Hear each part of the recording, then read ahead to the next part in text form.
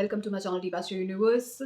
आज मैं आपके साथ बात करूंगी कुंभ लग्न वालों के लिए फरवरी का महीना कैसा रहेगा। कुंभ लग्न वालों, आप ही की राशि में शनि बैठे हो। ये शनि का साल है 2024 और ये एनर्जी जो है ये आपके ऊपर पूरी तरीके से रहेगी। चाहे आपकी इसकी साढ़े साथी चल रही हो, चंद्रमा अगर आपका कुंभ राशि में बैठा है तो आपकी साढ़े साथी चल रही है।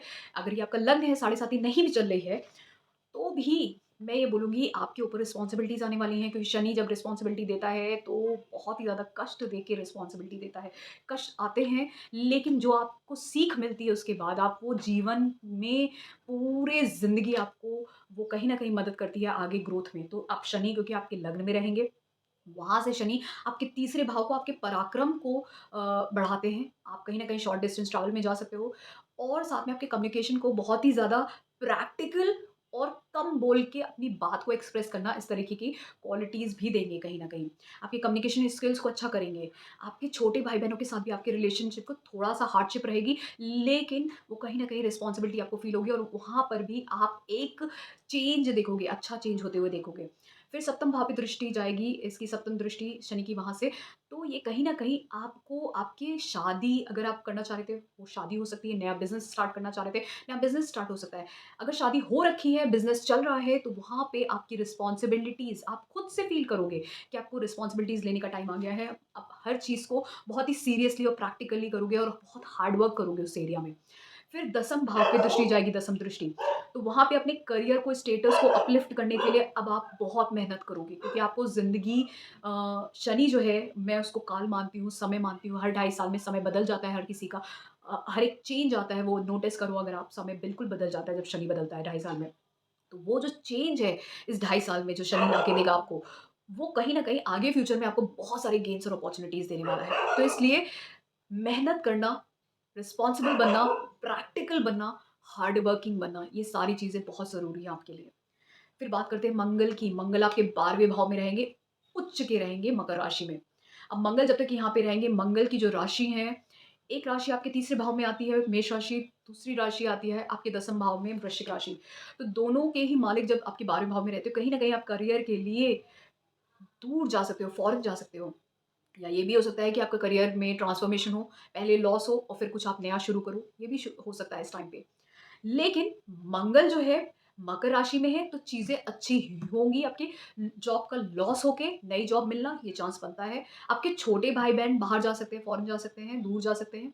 या तो हॉस्पिटल का की यात्रा उनकी हो सकती है या जेल की यात्रा भी हो सकती है। लेकिन क्योंकि पॉज़िटिव है तो इसलिए मैं बोलूँगी जो भी यात्राएँ होंगी वहाँ पे खर्चा होगा, लेकिन अच्छा ही होगा। आपके लिए भी, आपकी भी जॉब लग सकती है फॉरेन प्लेस पे, आपके छोटे भाई-बहन की भी लग सकती है।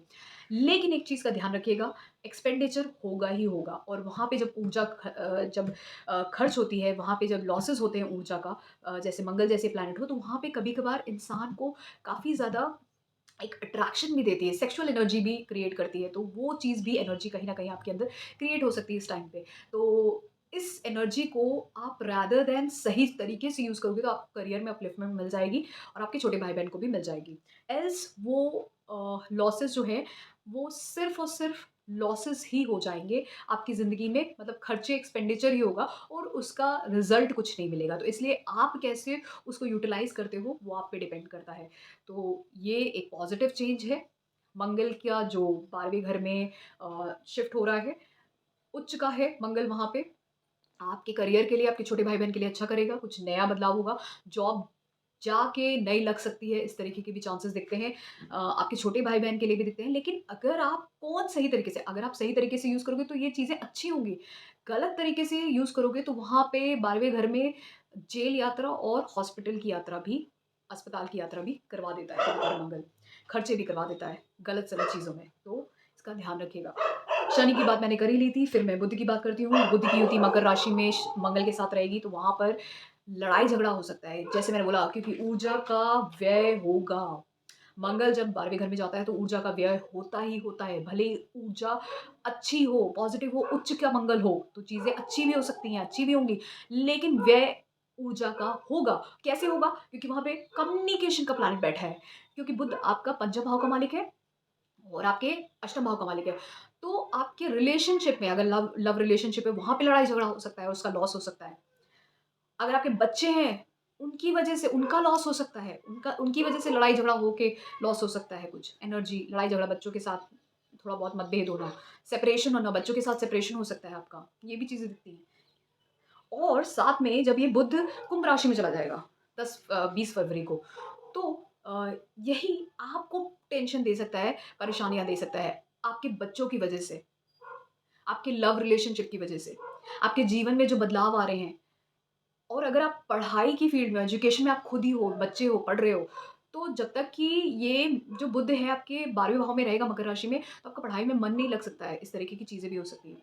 तो इसका ध्यान रखिएगा, लड़ाई-झगड़े से बचिएगा, एनर्जी को व्यय मत करिएगा गलत कामों में, सही से यूटिलाइज़ करिएगा। थोड़ा टाइम पीरियड है, इसकी महादशांतर या प्रत्यंतर भी होगा, तो लॉसेस हो सकते हैं, इस चीज़ का ध्यान रखिएगा। तो फिर उसके बाद सूर्य की बात करते हैं, तो सूर्य भी युति करेगा मकर राशि में 12 फरवरी तक, 13 फरवरी को कुंभ राशि में चला जाएगा। तो 12 फरवरी को सूर्य, मंगल, बुध युति करेंगे, साथ में हमारा शुक्र भी होगा। तो ये कहीं न कहीं शुक्र थोड़े टाइम पीरियड के लिए होगा, लेकिन लगभग ये 3 प्लैनेट तो युति करेंगे ही करेंगे। तो जो एनर्जी का लॉस होगा वो लड़ाई-झगड़े में, ईगो क्लैशेज़ में ही हो सकता है। इसलिए इस चीज़ का ध्यान रखिएगा, यदि इनकी महादशांतर या प्रत्यंतर चल रहा होगा, तो ये कहीं न कहीं आपका खर्चा करा सकते हैं और खर्चा हमेशा सिर्फ़ पैसे का नहीं होता है, एनर्जी और टाइम का भी होता है अननेसेसरीली। क्यों? आप लड़ाई-झगड़ा कर सकते हो, कुछ गलत चीज़ों में आप फँस सकते हो, ये सारी चीज़ें हो सकती हैं। फिर यही सूर्य जब कुंभ राशि में चला जाएगा पहले भाव में, तो सप्तम भाव का मालिक है, तो आपकी पत्नी या पति की वजह से या बिज़नेस पार्टनर्स या पार्टनर्स स्पाउस की वजह से, आपकी पब्लिक इमेज की वजह से आपका जो प्राइड है, ईगो है, वो बढ़ सकता है। तो ऐसा कुछ दिखता है मुझे। फिर बृहस्पति की बात करें तो बृहस्पति मेष राशि में रहेंगे। मेष राशि कहाँ पे आती है? आपकी तीसरे भाव में, वहाँ पे बृहस्पति रहेंगे।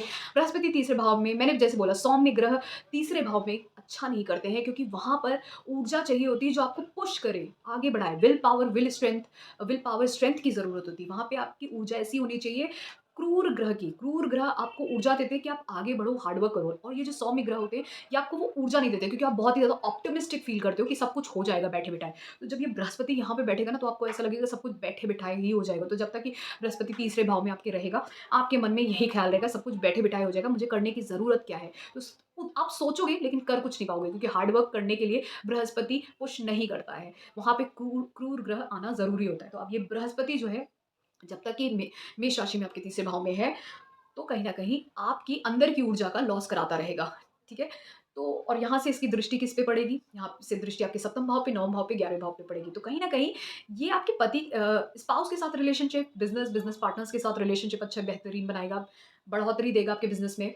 आपके पिता के साथ अच्छे रिलेशनशिप, आपके बॉसेस के साथ, ट्रैवल के चांसेस, धार्मिक क्रियाकलाप हो सकते हैं आपके घर में, धार्मिक चीज़ें हो सकती हैं। बहुत ज़्यादा आप खुद धार्मिक बन सकते हो, ट्रैवल कर सकते हो धार्मिक प्लेसेस पे। फिर आपकी ज़िंदगी में कोई गुरु समान भी आ सकते हैं आपकी ज़िंदगी में। आप अपने बड़े भाई-बहनों के साथ आपके रिलेशन अच्छे होंगे, आपके फ्रेंड्स के साथ आप कुछ नए गेन्स और अपॉर्च्युनिटीज़ भी मिल सकते हैं आपको। लाभ मिल सकता है बहुत सारी चीज़ों का, छोटा-मोटा भी सही लेकिन लाभ ज़रूर प्राप्त होगा किन्हीं न किन्हीं चीज़ों का। फिर राहु-केतु की बात करें। अब राहु आपके दूसरे भाव में, केतु आपके अष्टम भाव में। तो दूसरे भाव का राहु कहीं न कहीं आपके शब्दों को खराब ज़रूर करता है। ऐसे लोग बहुत ज़्यादा अब्यूज़िव होते हैं। लेकिन एक चीज़ जो है कि दूसरे घर का राहु कहीं न कहीं आपको अचानक से धन दिला सकता है। लेकिन बस जब ये क्रूर ग्रह दूसरे भाव में आते हैं तो आपके शब्दों को खराब करते हैं, इस चीज़ का ध्यान रखिएगा। अब्यूज़िव बनाते हैं, स्ट्रेट फॉरवर्ड बनाते हैं। लेकिन दूसरे घर का राहु और अष्टम भाव का केतु कहीं न कहीं आपको ऑकल्ट साइंस की तरफ भी ले जाएगा। सब्जेक्ट्स जो जहाँ पे रिसर्च एनालिसिस चाहिए होता है और आपको इनहेरिटेंस भी दिलवा सकता है और आपको धन के स्रोत भी आपके लिए खुल सकता है। बस इस चीज़ का ध्यान रखिएगा और राहु क्योंकि आपके दूसरे भाव में बैठा है तो इस टाइम पे आप बहुत ज़्यादा स्पाइसी और नॉन-वेज वाली चीज़ें भी खा सकते हो, ये भी दिखता है कहीं न कहीं। तो फिर उसके बाद इसीलिए क्योंकि राहु दूसरे भाव में बैठा है, तो राहु की भी एक दृष्टि है, जो एक पंचम दृष्टि है, एक नवम दृष्टि है। तो छठे भाव पे जाएगी और कहीं न कहीं आपके दसम भाव पे जाएगी। तो राहु क्योंकि दूसरे भाव में बैठा है, तो कहीं न कहीं ऐसे टाइम पे ये लोग ना बहुत ज़्यादा नॉन-वेज, स्पाइसी चीज़ें, तली वाली चीज़ें जो और एक्सोटिक चीज़ें, ऐसे फूड खा सकते हैं continental if you are Indian तो आप कॉन्टिनेंटल, मेक्सिकन ऐसी चीज़ें खा सकते हो, जिसकी वजह से 6th हाउस को अफ़ेक्ट कर रहा है। आपको कहीं न कहीं हेल्थ इश्यूज़ दे सकता है, लेकिन धन के रास्ते ज़रूर खोलेगा, धन ज़रूर देगा कहीं न कहीं से। अर्न अर्न्ड मनी भी दे सकता है, बिना मेहनत का पैसा कमाया हुआ, ये भी दे सकता है।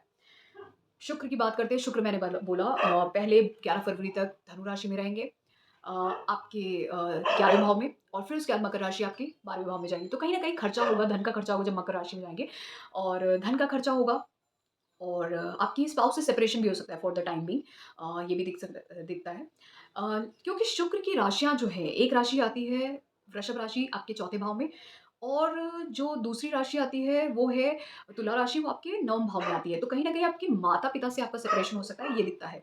ठीक है? तो इस तरीके से चीज़ें दिखती हैं कुंभ लग्न वालों के लिए फरवरी का महीना कैसा रहेगा। तो ज़्यादातर मुझे दिखता है कि कुछ लड़ाई-झगड़े या सेपरेशन हो सकता है आपका इस महीने में, जितना भी ज़्यादा कंजंक्शन जो बन रहा है वो 12वें घर में है। लॉसेस, एक्सपेंडिचर और सेपरेशन, ये चीज़ें मुझे दिखती हैं इस टाइम पे। और एक चीज़ मैं और बोलूँगी, अगर आपको ये मेरा वीडियो पसंद आया तो इस चैनल को भी सब्सक्राइब कर लीजिए, डीप एस्ट्रो यूनिवर्स। और मैंने अभी रिसेंटली एक वेबसाइट लॉन्च की है जिसका लिंक मैंने डिस्क्रिप्शन में दे दिया है। वो वेबसाइट का नाम है www.astrouniverse.co.in। यहाँ पर आप बहुत सारे एस्ट्रोलॉजर्स से कंसल्टेशन ले सकते हैं और ले पाएँगे आगे फ्यूचर में, जब ये बढ़ता जाएगा जैसे ही ये वेबसाइट। और यहाँ पे आप प्रोडक्ट्स भी ले सकते हैं, कोर्सेज़ भी बाय कर पाएँगे।